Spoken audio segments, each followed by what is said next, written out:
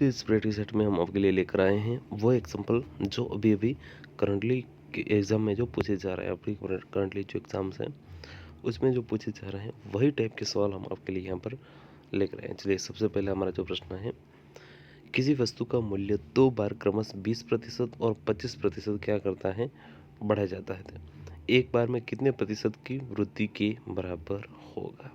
ठीक है, देखिए उसके लिए हमारे पास फॉर्मूला है, कौन सा है। देखिए, क्रमशः बढ़ाया जाता है, कितना बढ़ाया जाता है, क्रमशः पहली बार बढ़ाया जाता है 20%, दूसरी बार बढ़ाया जाता है 25%, दोनों को मिला के कितना बढ़ाया जाएगा टोटल। ठीक है, दोनों को मिला देंगे तो हमें कितना बढ़ाया जाएगा। 25 को 4 से मल्टीप्लाई करते हैं 100 बनता है, 20 को हम 4 से डिवाइड करते हैं तो मिलता है हमें 5, 25 20 और 25 बनता है 45 प्लस 5 50%। अगर एक बार 20% और दूसरी बार 25% बढ़ाया जाए तो टोटल मिलकर हमें मिलता है दोस्तों 50% जो है यहाँ पे वैल्यू बढ़ाया जाएगा। सही आंसर बना हमारा 50। एक वस्तु को 20% के नुकसान पर बेचने के बाद भी यदि उसे 25% के लाभ पर बेचना हो तो बिक्री मूल्य में कितने प्रतिशत की वृद्धि करनी पड़ेगी। देखिए, बहुत ही कॉम्प्लिकेटेड है और बहुत ही इंटरेस्टिंग सवाल है। क्या पूछा है, एक वस्तु को 20% क्या है, 20% की के नुकसान पर बेचने के बाद भी यदि उसे 25% के लाभ पर बेचना हो। देखिए, मान के चलते कोई वस्तु की जो कीमत है वो हमें 100 रुपये है, ये क्या है, हमें 100 रुपये उसकी सीपी। अब बोला क्या है, वस्तु को 20% के नुकसान पर बेचने के बाद, 20% का नुकसान यानी कि 80 में बेचने के बाद भी यदि उसे 25% के लाभ पर बेचना हो। अब कितने, 25% के उसके किस पे, लाभ पे बेचना है, तो बिक्री मूल्य में कितने प्रतिशत की वृद्धि करनी होगी। उसको 80 रुपये, 80 में जो 80 की वस्तु है उस पर अगर बोले 25% का जो है क्या करना है, यहाँ पे लाभ करना है। 25% किसका, 25% होगा 80 का, अगर हम मान लेते हैं तो इसका चौथा हिस्सा यानी कि 20। ठीक है, कितनी, 20। लेकिन हमें पूछा क्या है, हमें यहाँ पे 100 है, 100 है तो उस पर 25% यानी 125 पे हमें बेचना पड़ेगा। क्या करना पड़ेगा, 125 के हमें बेचना पड़ेगा। तो टोटल कितने प्रतिशत पे बेचना पड़ेगा। देखो, अभी 80% कीमत है, 125 पे हमें बेचना है तो टोटल 20 और 25 45% की वृद्धि करनी पड़ेगी। यह तो टोटल 45% की जो है यहाँ पे हमें वृद्धि करनी पड़ेगी। किसी संख्या में 25% की वृद्धि करके फिर 20% की कमी की जाती है और अंतिम मूल्य हमें 480 मिलता है, तो मूल संख्या इसकी क्या होगी। देखिए, किसी संख्या में 25% की वृद्धि करके फिर 20% की क्या करनी पड़ती है, इसमें कमी। पहले 25% की वृद्धि और फिर 20% की कमी कर दी, तो हमें जो अंतिम मूल्य मिलेगा, चलिए सबसे पहले हमें प्रतिशत जो है नॉर्मल निकाल देते हैं। 25 4 20 अपन 4 यानी कि 5 आएगा। 25 में से 20 गया तो 5, 5 में से 5 0, यानी कि कोई भी इसमें क्या होगा, चेंजेस नहीं होगा। तो मूल संख्या वो होगी जो अंतिम संख्या थी। मूल संख्या क्या है, अंतिम संख्या 480, तो मूल संख्या भी क्या होगी, 480। किसी राशि में पहले 40% की कमी फिर 50% की कमी कर दी जाती है तो कुल कितने प्रतिशत की कमी होगी। उसके लिए अभी आगे मुझे फॉर्मूला लगे, ए प्लस और माइनस बी और बी प्लस और माइनस ए मल्टीप्लाई बी अपन 100। 40% की कमी यानी कि -40, 50% की कमी यानी कि -50, 2 बार 50 है तो इधर आ जाएगा प्लस 40 और 50 का मल्टीप्लाई अपन 100, तो 2 जीरो तो चले गए।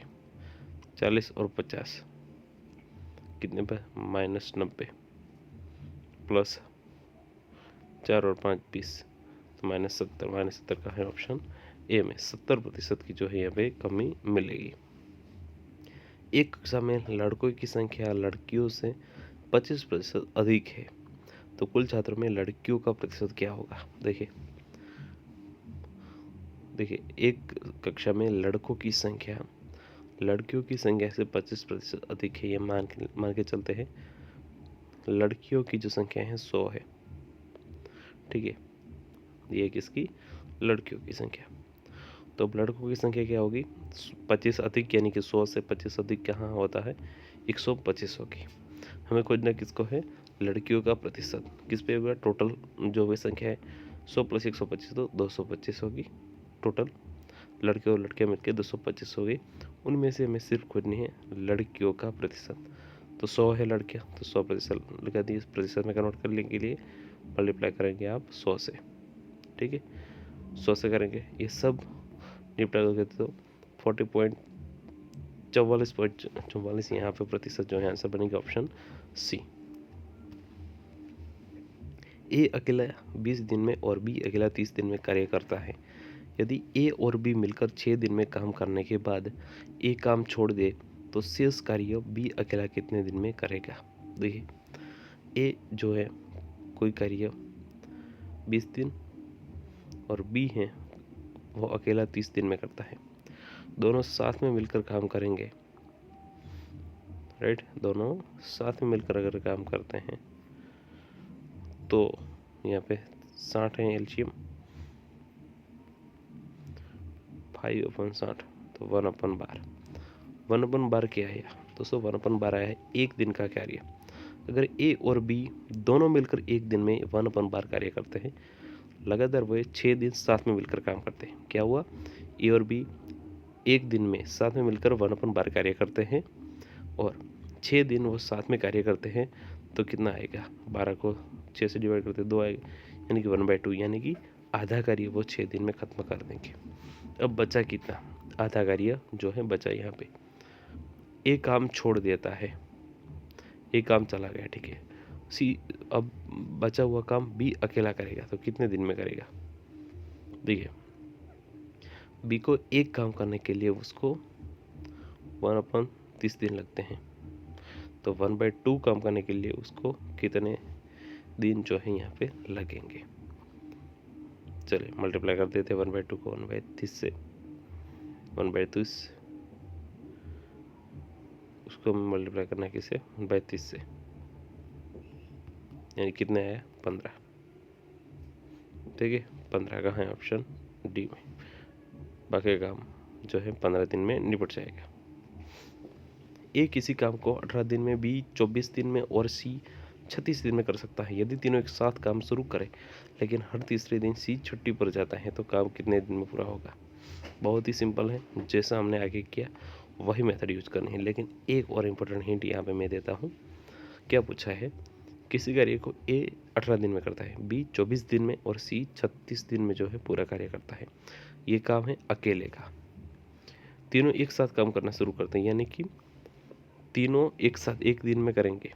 पहले तीनों मिलके एक दिन में काम करेंगे और हर तीसरे दिन पे जो है सी छुट्टी पर जाएंगे, यानी कि जब जब सी है जो हमारा छुट्टी पे जाएगा तो ए और बी का जो कार्य है वो काउंट होगा, ठीक है। ए और बी का जो कार्य क्या होगा? काउंट होगा। फिर आगे के जो 2 दिन होंगे उसमें तीनों का कार्य होगा, लेकिन फिर से तीसरे दिन सी छुट्टी पे जाएगा तो ए और बी का कार्य होगा, सी का कार्य नहीं होगा। इस तरह से क्या आप करेंगे तो यहाँ पे आंसर आपको मिलेगा 15 दिन, जो आपको करके प्रैक्टिस करना एक बार ज़रूर है।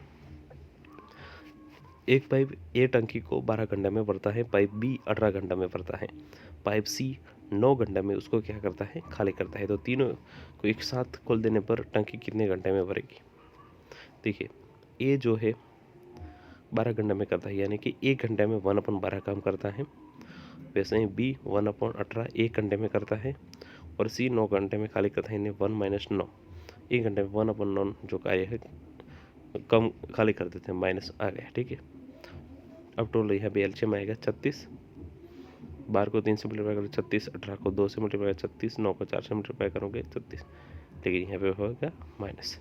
3 और 2 5, 5 में से -4 यानी कि 1/36 कितने घंटे लगेंगे? तो 36 घंटे में जो है हमारी कार जो टांकी है भर जाएगी।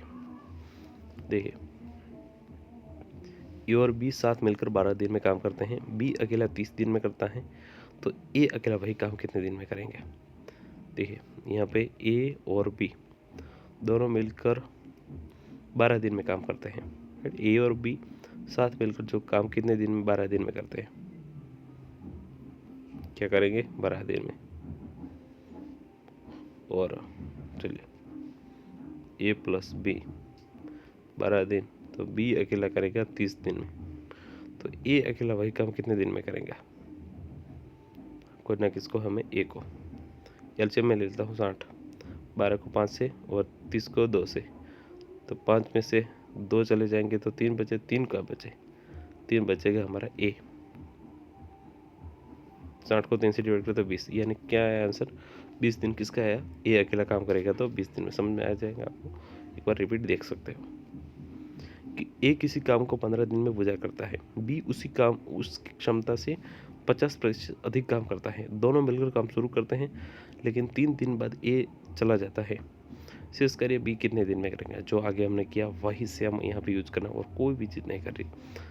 यहाँ पे एक चीज़ है जो इम्पोर्टेंट है, देखिए ए किसी काम को 15 दिन में पूरा करता है, ए कितने दिन में, 15 में करता है, बी उसकी क्षमता से 50% अधिक काम करता है, बी की जो क्षमता है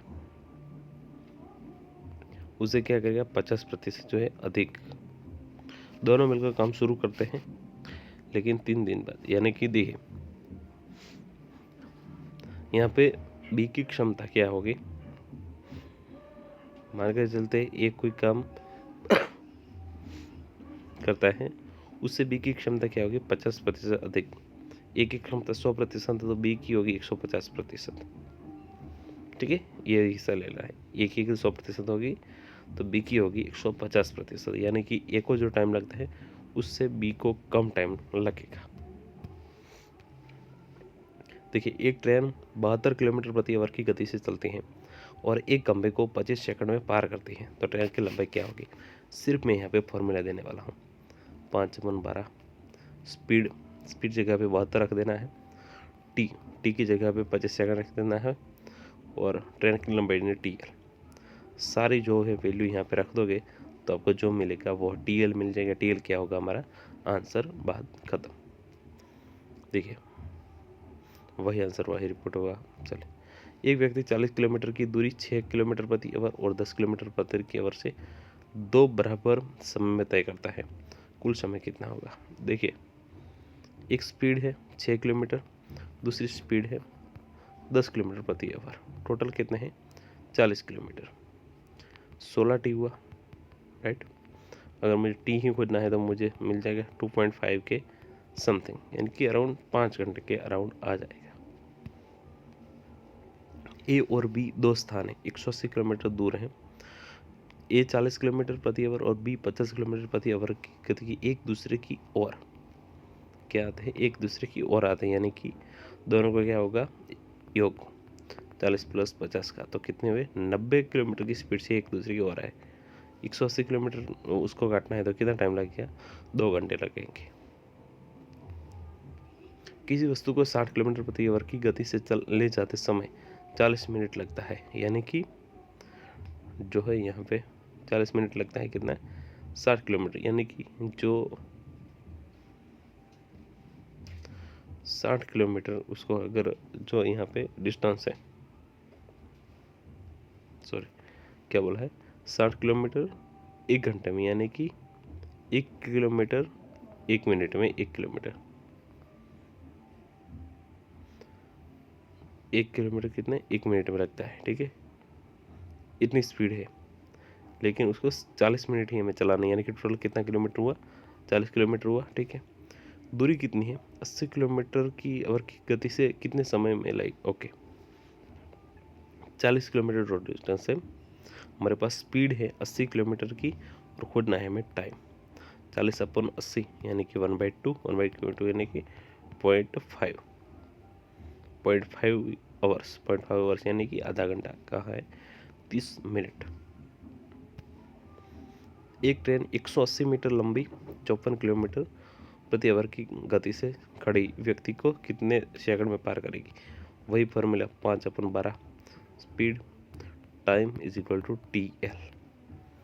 बस वही फॉर्मूला लगा दीजिए और टी को हमें यहाँ पे खोज लेना है। दो कारें एक ही दिशा में क्रमशः 60 किलोमीटर प्रति आवर और 90 किलोमीटर प्रति आवर की गति से चल रही है।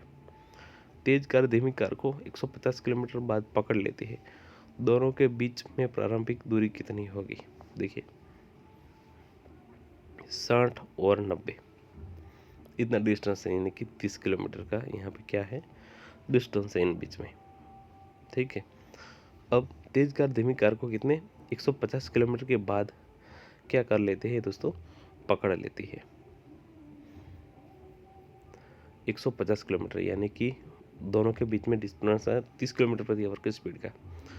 तो टोटल 30 किलोमीटर 150 किलोमीटर का अपने में कितना टाइम लगेगा? तो 5 घंटा लगे।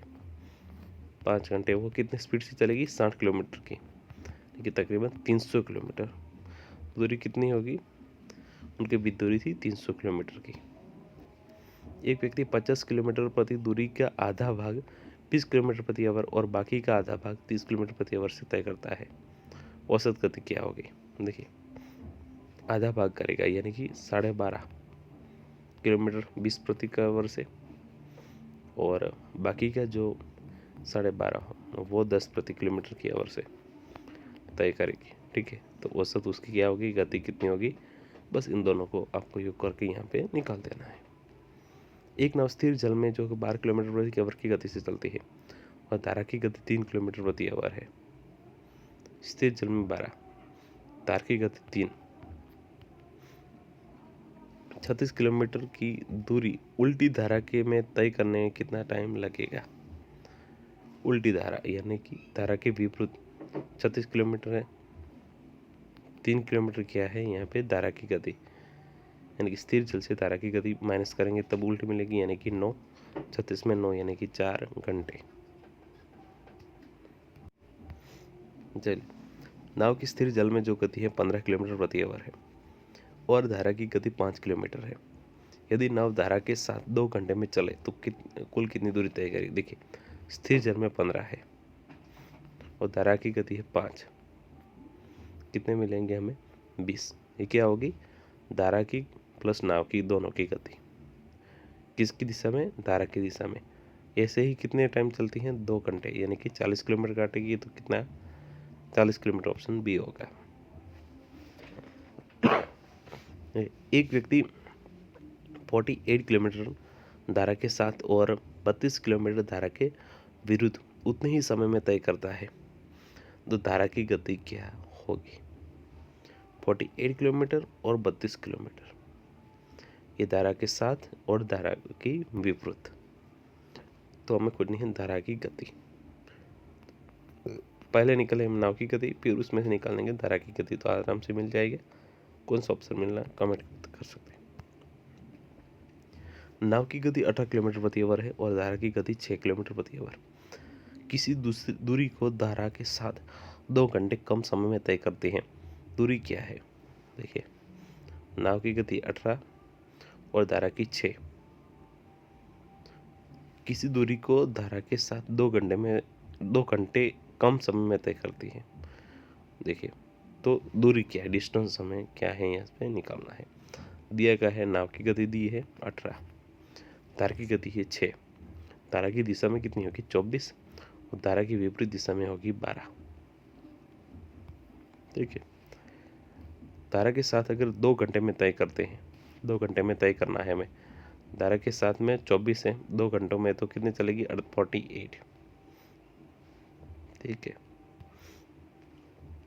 एक संख्या को 7 से भाग देने पर शेष 5 आता है, उसी संख्या को 14 से भाग देने पर शेष क्या आएगा? देखिए एक संख्या को 7 से भाग देने पर 5 आता है, 7 को मल्टीप्लाई करेंगे 2 से यानी कि 14, फिर उसको 14 से भागे तो विशेष तो क्या आएगा? 5 ही आएगा। एक त्रिभुज के 2 कोण दिए हैं 45 और 55, टोटल कितना हुआ? 100। और तीसरे कोण कितना होगा? टोटल तीनों कोण का कितना होता है योग? 180, तो कितना हुआ? 80। एक वस्तु का CP/SP का 80% 13% क्या होगा? जो आगे हमने कर दिया है, बस वही मेथड हमें यहाँ पे लगानी है। 75 को किस संख्या से गुणा करने पर परिणाम एक परिपूर्ण वर्ग क्या करता है, बनता है। देखो 75 अगर मैं 3 से मल्टीप्लाई करूँ 225 बने, यस तो बनता है, तो ये ऑप्शन ए मेरा सही आंसर बनेगा। एक वर्ग की भुजा 40% बढ़ाई जाए तो क्षेत्रफल में कितने प्रतिशत की वृद्धि होगी। यह क्या है वर्ग, उसकी भुजा क्या है, पहले अगर 100 थी तो 140 कर दी जाए तो क्या होगा, उसकी क्षेत्रफल की वृद्धि में कितनी वृद्धि होगी वो हमें निकलना है। तो वर्ग होता है उसके जो क्षेत्रफल होता है उसको हमें करने के लिए एल स्क्वायर को यहाँ पे हम फॉर्मूला यूज करते हैं। तो यहाँ पे पहले मार के 100 थी तो अब क्या है 140 है, तो कितनी वृद्धि हुई, चौथा स्क्वायर हुआ 196, यानी कि 100 से कितनी 96 होता रही है, यानी कि 96%। ए और बी मिलकर कोई काम 12 दिन में करते हैं, ए अकेला 18 दिन में करता है, बी अकेला कितने दिन में करेंगे, जैसा हमने आगे किया वही मेथड करेंगे आप। एक व्यापारी 20% हानि पर एक वस्तु बेचता है, यदि वह उसे 50 रुपये अधिक में बेचे तो क्या होता है, उसपे 10% लाभ, यानी कि कॉस्टिंग प्राइस उस पर खोजनी है। बहुत ही सिंपल है जो हमने आगे किया उसी तरह से। ये भी इंपॉर्टेंट क्वेश्चन जो अभी अभी एग्जाम में क्या होता है पूछे जा रहा है, इसी तरह के क्वेश्चन आपको ज़्यादा से ज़्यादा प्रैक्टिस करने पड़ेंगे। Thank you.